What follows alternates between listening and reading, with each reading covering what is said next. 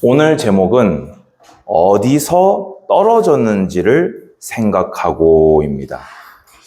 요한계시록은 흔히 불신자가 아니라 성도들에게 어렵고 위험한 성경으로 알려져 있습니다. 여기는 이유가 명백해요. 왜냐하면 요한계시록은 다른 65권하고는 완전히 차별성을 띈 특성들이 많이 있기 때문입니다. 지금 이제 성경 공부 시간은 아니니까, 그리고 어떤 요인인지 이제 대략적으로 다들 아시죠? 그래서 어떤 성도들은 진지하게 읽으면 안 되는, 이렇게 막 금기시된 성경으로까지 두려워하는 분들이 있고요. 읽기는 읽되 좀 이렇게 뭐라고 되나요? 하나님의 말씀이니까 안 읽을 수는 없고 그냥 의무감으로 빠르게 무섭게 막 읽고 막 감히 뭔가를 해석한다거나 여기서 뭔가를 깨달으려고 하는 시도 자체를 이렇게 무서워하는 분이 정말 의외로 많이 있습니다. 그리고 실제적으로 문자적으로 다 해석하기에는 너무나 비유로 또 환상으로 보여져 있는 표현들이 많기도 하고요. 그런데 오히려 이 요한계시록은 지금 2023년도 그리고 2024년도를 향해 나아가는 우리들에게 가장 가깝고도 필요한 말씀이 요한계시록입니다.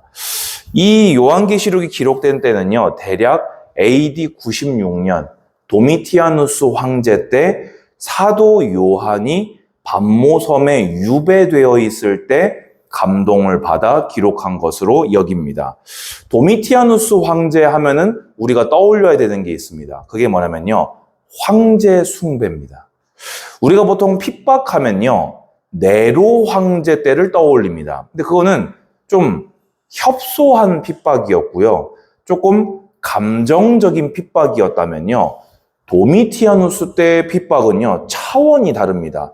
정책적인 핍박이었고 로마 모든 식민령에 동시다발적으로 임했던, 그러면 그 당시 로마령이라는 말은 성도가 있는 모든 지역, 모든 나라에 동시다발적으로 행해진 핍박이라는 겁니다. 왜입니까? 황제 숭배를 참을 수 없는 신앙이 누굽니까? 그리스도인들 아닙니까? 다른 사람들은 다 참았어요. 왜냐? 어차피 섬기던 거에 황제만 추가하면 되거든요. 그러면 예쁨 받거든요. 심지어 유대인들도 이때에는 비겁하게 핍박은 면하려고 우리가 황제를 위해서 기도하겠습니다 라고 하면서 애둘러 갔어요. 근데 올바른 신앙을 가진 그리스도인이라면 어떻게 사람이 신이냐? 그럴 수 없다. 그러면 로마 황제가 아이고 예쁘다 하겠지요. 그러니까 상상도 할 수 없던 박해가 모든 지역, 모든 교회에 쏟아졌던 겁니다. 그러고 있는데 하필이면 내부적으로는 영지주의가 교회 안을 파고들었어요. 그리고 우리 이제 계시록에 나오는 니골라당, 이세벨, 발람의 교훈을 따르는 자, 쉽게 얘기해서 영혼은 귀하고 육신은 천하다. 우리의 영혼은 예수 그리스도께서 모든 죄를 사하셨으니까 내가 아무리 육체로 무슨 죄를 지어도 아무 통하는 게 없다. 이래가지고는 도덕적 타락을, 방종을 오히려 종용하는 자들이 교회 안에서 교회를 흔들었습니다. 그럼 보세요. 교회 바깥에는 죽이려고 해요. 교회 안에서는 다른 복음이 흔들어요.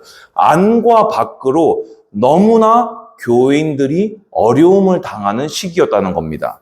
그러면 이게 어느 시대 같습니까? 저는요, 딱 지금 이 시기입니다.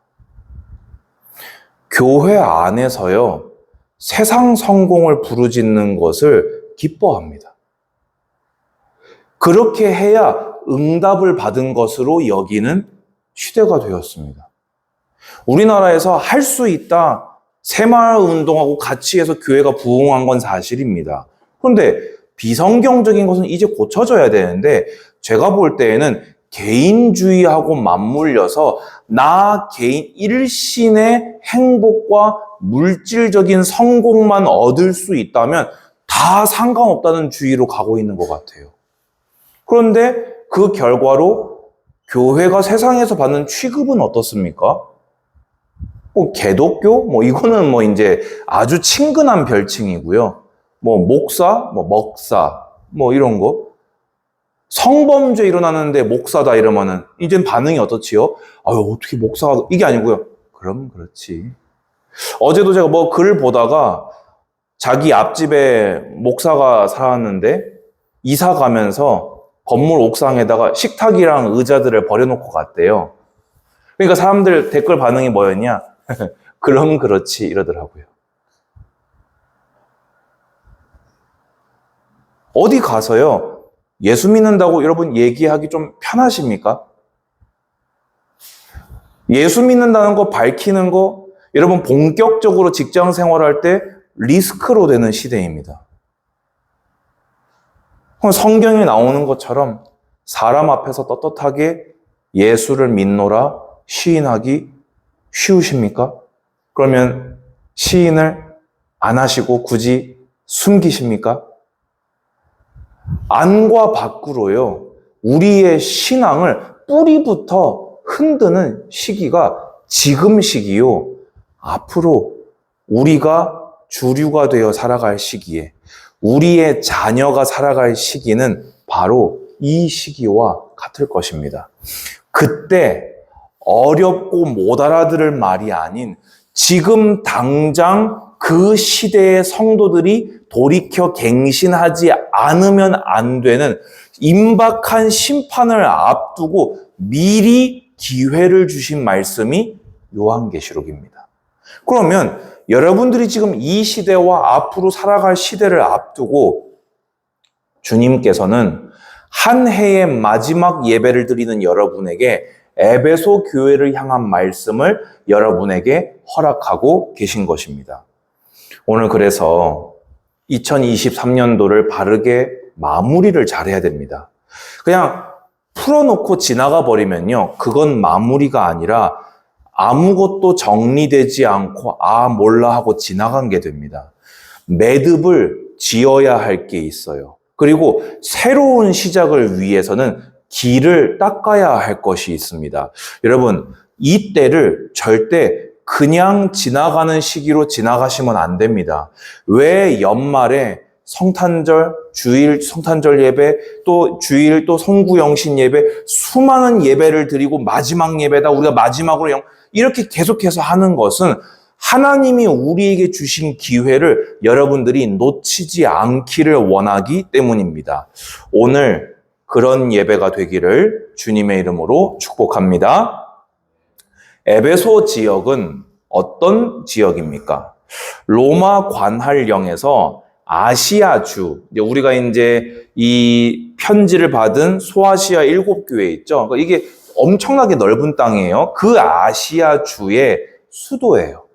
그러면 그게 의미하는 바가 다양하죠. 상업의 중심지, 교통의 중심지, 문화의 중심지입니다. 그리고 우리가 잘 알고 있는 바울이 어디서 아데미 그 은장색 때문에 진짜 죽을 고생했지요? 에베소입니다. 아데미 신전이 있는 우상 숭배의 중심지고, 또 당연히 황제 숭배 명령이 떨어졌을 때에 황제 숭배의 중심지가 된 지역이 바로 에베소라는 겁니다. 그러면 다른 지역의 교회들보다 순결한 신앙을 지키기 위해 몇 배의 노력이 필요했던 지역이 에베소 지역이다. 여러분, 저는요, 지방에 있다가 수도권에 올라온 목사잖아요. 올라왔을 때 깜짝 놀랐어요. 여러분들이 공부 때문에 스트레스 받는, 공부 때문에 두려워하는, 대입 때문에 두려워하는 그 두려움을요, 저는 지방에서 느껴본 적이 없거든요. 여러분들이 성공과 물질과 인간관계 때문에 이렇게 스트레스 받는 것을 지방에서는 경험해 보지 못했거든요.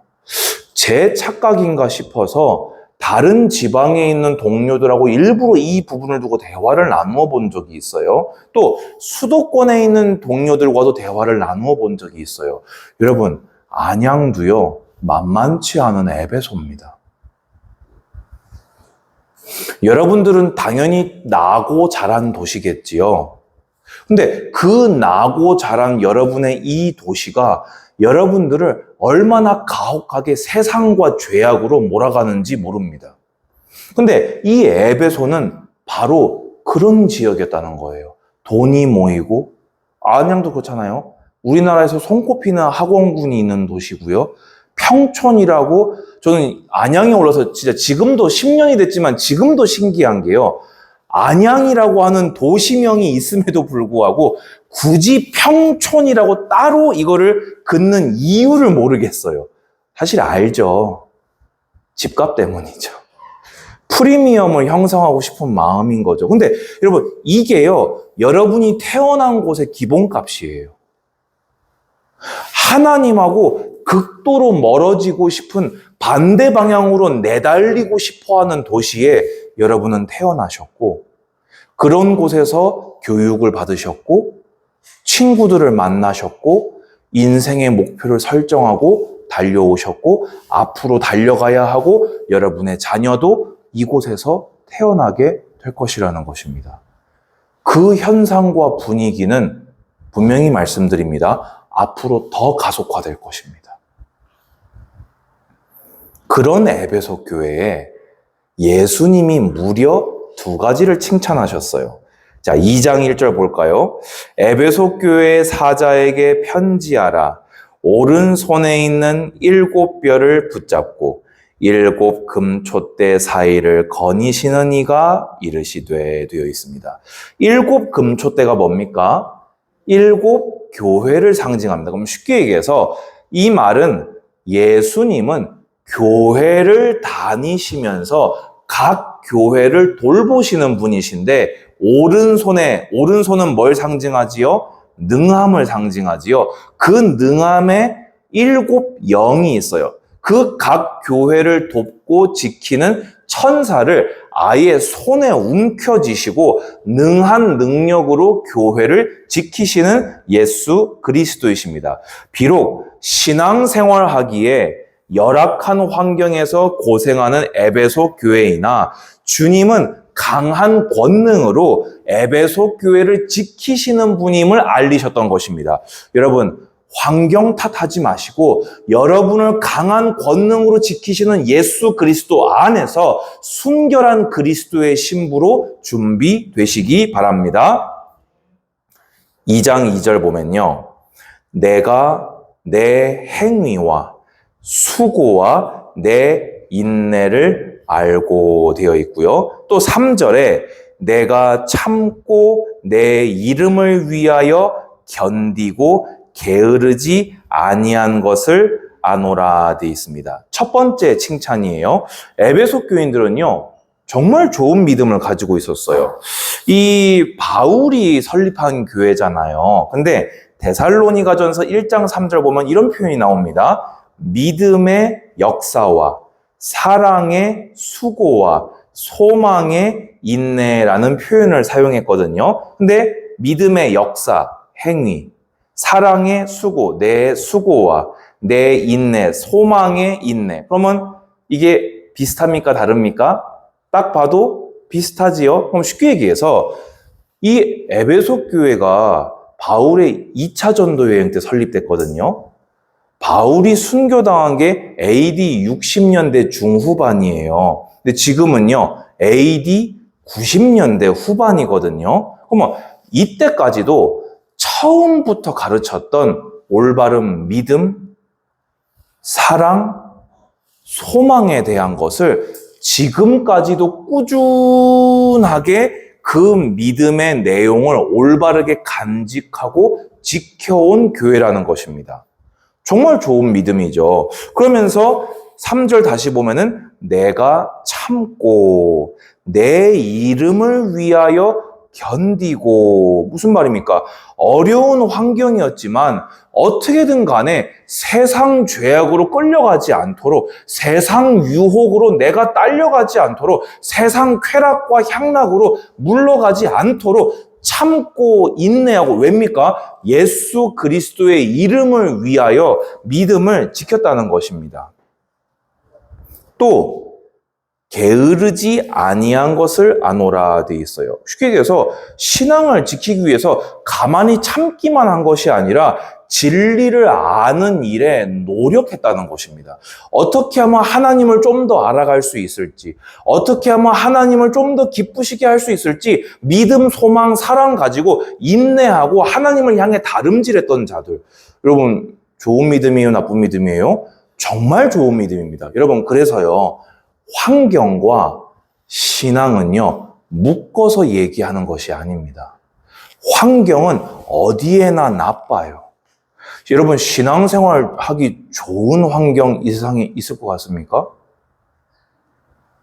없어요. 그러면 누가 신앙생활 그럼 잘 할 수 있단 말입니까? 믿음 있는 사람이, 사랑이 있는 사람이, 소망이 있는 사람이 그곳에서 하나님 바라봅니다. 여러분도 에베소 교인들 같이 되시기 바랍니다. 근데 두 번째 칭찬받은 게 있어요. 이건 정말 대단하거든요. 2장 2절의 하반절 보면요, 또 악한 자들을 용납하지 아니한 것과 자칭 사도라 하되 아닌 자들, 가짜 사도를 시험하여 그의 거짓된 것을 내가 드러낸 것과 6절에 오직 내게 이것이 있으니 내가 니골라당의 행위를 미워하는도다. 나도 이것을 미워하노라 되어 있습니다. 그러면 이게 무슨 말이냐면요, 교회 안에서 윤리적인 죄를 범하는 자들을 내버려 둔 교회가 있었지요. 어느 교회였습니까? 이 7교회 말고요. 딱 그 성경 읽을 때 제가 늘 머리 아프다고 하는 성경이 있죠. 고린도 교회. 교회 안에 진짜 오만때만 게 있는데 그거를 책망할 생각이 아예 없고 오히려 너희가 교만해졌다고 돼 있어요. 왜입니까? 우리 파당이 한 일이거든요. 교회 안에 윤리적인 죄가 일어나는데 우리 파당이라고 무조건 감싸버렸던 거예요. 근데 에베소 교회는요, 이 악한 자들을 용납하지 않고 치리했던 것 같아요. 권고하고 회개시켰던 것 같아요. 여러분, 이렇게 교회의 신앙의 순수성을 지키는 자들 되시기 바랍니다. 누군가 하겠지. 아이고, 내가 나설, 아니요. 교회 안에 이런 게 있으면 안 돼요. 왜지요? 그리스도의 몸된 교회. 예수의 피로 값주고 사신 교회를 피의 복음으로 지키시기 바랍니다. 그러면서 가짜 사도를요, 테스트를 해가지고 축출을 시켰어요. 대단하지 않습니까? 그러니까 쉽게 해서 여기는요, 어떤 가짜 사도였을까 하면은 6절하고 연결 생각하시면 돼요. 니골라당. 그러니까 쉽게 해서 예수 그리스도 복음이 다 끝났다. 복음이니까 괜찮다. 누려라. 이런 사람들을요, 성경 구절 가지고 테스트해가지고 너 가짜다. 나가라. 했던 거예요. 여러분, 이 정도 되려면 어느 정도가 돼야 됩니까? 적어도 성경에 능통한 성도들이 되어야 돼요. 당신의 설교는 성경과 맞지 않습니다. 나가십시오. 에베소 교회 신앙의 수준이요, 그 열악한 환경에서 이 정도까지 하나님의 몸된 교회를 지키는 성도들이었던 것입니다. 자, 그런데요, 에베소 교회가 받은 한 가지 결정적인 책망이 있었습니다. 바로요, 2장 4절 보세요. 그러나 너를 책망할 것이 있나니 너의 처음 사랑을 버렸느니라 되어 있습니다. 여기서 사랑은요, 하나님과 인간 사이에, 그리고 이웃과 이웃 사이에 실천적인 기독교 사랑을 의미합니다. 남녀 간에 에로스가 없었다는 얘기가 아닙니다. 우리 가족 사랑하는 사랑이 없었단 말이 아니에요. 하나님께 받은 그리스도 십자가 사랑을 가지고 하나님을 뜨겁게 사랑하는 사랑이 식어졌다는 겁니다. 예수님께 받은 사랑을 가지고 이웃을 사랑하는, 내 옆에 형제 자매를 사랑하는 그 조건 없는 사랑이 식어졌다는 말입니다.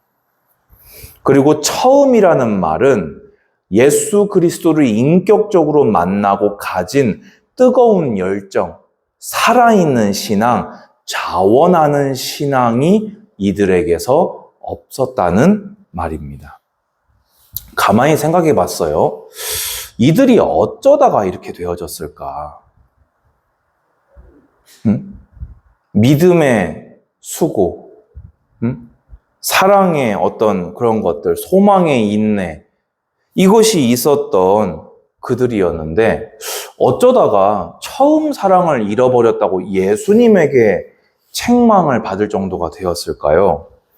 저는 그렇게 봤습니다. 처음에는요, 사랑도 이들에게 많았을 거예요. 그런데 가짜 사도의 틀린 진리를 막기 위해 지나치게 교리적인 신앙에 몰두한 결과 이렇게 된 것이 아닌가.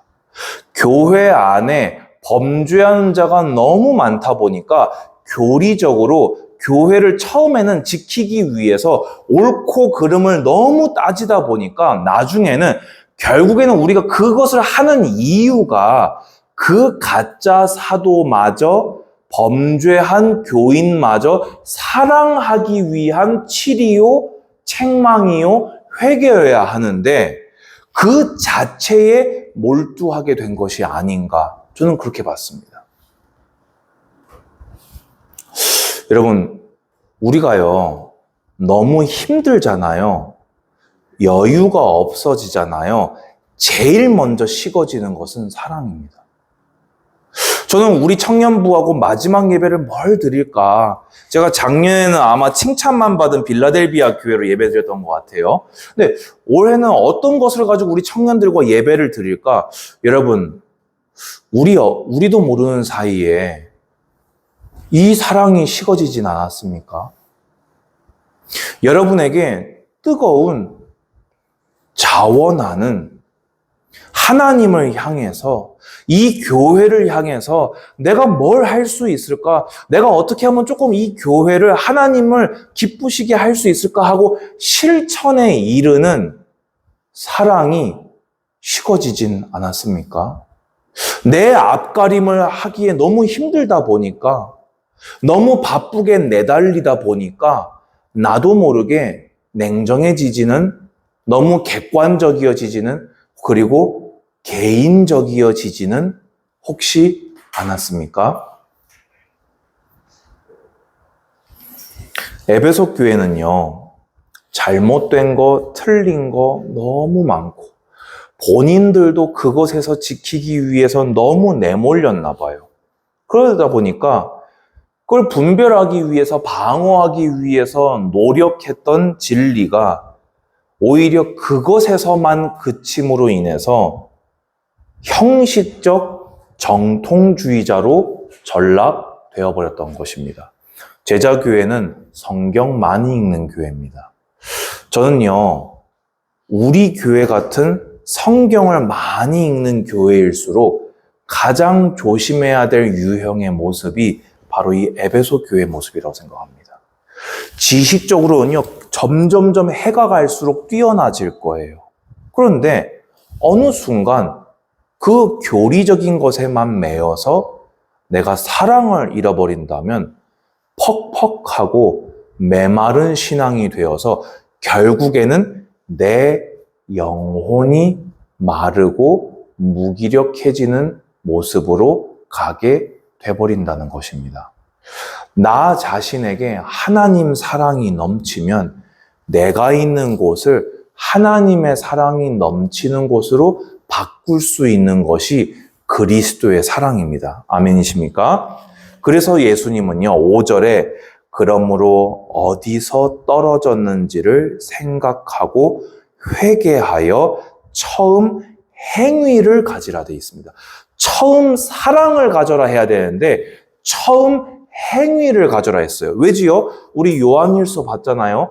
따뜻하게 하라 말만 하면 사랑이다 아니다? 아니다. 배부르게 하라 말만 하면서 배부를 걸 주지 않으면 사랑이다 아니다? 아니다. 그러면요, 예수님이 원하는 회개는 무엇입니까? 행하는 사랑으로 하나님을 사랑하는 2024년 되시기를 축원드립니다. 행동하는 사랑으로 교회를 사랑하시기를 주님의 이름으로 축원드립니다. 그런데요, 이걸 위해서는요, 어디서 떨어졌는지를 내가 객관적으로 파악해야 돼요. 근데 사람은 자기 객관화가 안 됩니다. 근데 성도는 돼요. 왜입니까? 나를 하나님 말씀 앞에 세우면요, 할 말이 없어지거든요. 여러분, 갱신의 시작은요, 회개의 시작은요, 내 현 위치를 발견하는 것입니다. 하나님께서는 청년부 담당 목사인 저에게 에베소 교회 편지를 감동해 주셔서 여러분들과 마지막 예배로 에베소 교회를 향한 편지를 함께 나누고 있습니다. 그렇다면 이 요한계시록 2장 1절에서 7절 말씀으로 여러분을 하나님 말씀 앞에 세우시고 여러분이 떨어진 곳이 있다면 그곳으로 돌아가시고 만약에 처음부터 지금까지 없었다고 판단되는 것이 있다면 그것을 먼저 회복하시기 바랍니다. 하나님 사랑을 어떻게 회복합니까? 이웃 사랑을 어떻게 회복합니까? 제가 줄기차게 가르쳐 왔지요. 성경을 통해서, 예배를 통해서 하나님과 교제하세요. 예수님과 교제하세요. 예수님의 사랑을 많이 받은 자는요, 사랑이 넘쳐나게 되어집니다. 결론입니다. 말세지말에 에베소 교회의 장점과 같이 진리를 분별하고, 왜입니까? 다른 복음이 너무 많은 시대예요. 그리고 진리 안에 거하도록, 왜입니까? 세상 정욕이 너무 유혹이 많아요. 그러도록 인내하는 여러분 되시기를 축복드립니다. 두 번째입니다. 이들이 받은 책망처럼요, 사랑이 없으면 아무것도 아닙니다. 결국에 내가 가지고 있던 것마저도 메마르고 빼앗겨 자멸하게 되는 것이 사랑 없음의 결과입니다. 뜨거운, 자원하는, 실천하는 사랑으로 회개하는 2024년 되시기 바랍니다. 마지막으로 예수님께서 이거를 지금 혼내려고 하신 말씀이 아니에요.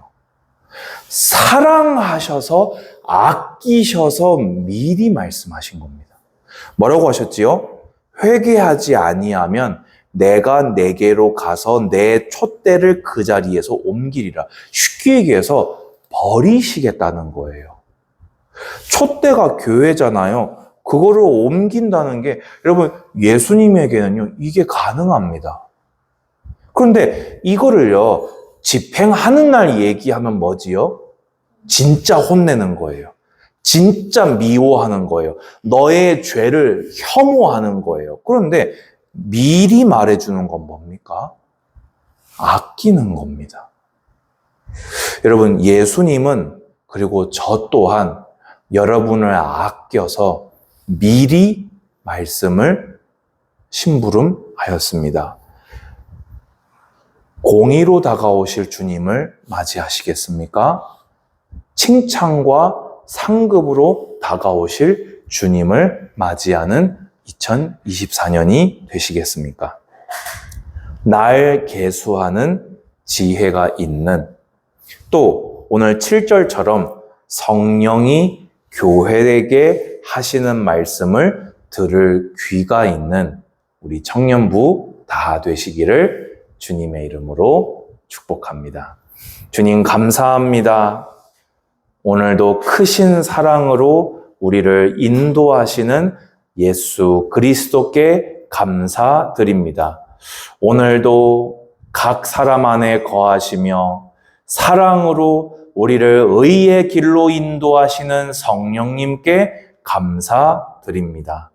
돌아보면 감사할 것밖에 없는 2023년이었사오니 2024년도에는 미리 이르신 말씀을 붙잡고 갱신하여 하나님과 이웃을 더욱 사랑하는, 하나님과 동행하는 한 해가 되게 하여 주시옵소서. 예수님의 이름으로 기도드리옵나이다. 아멘.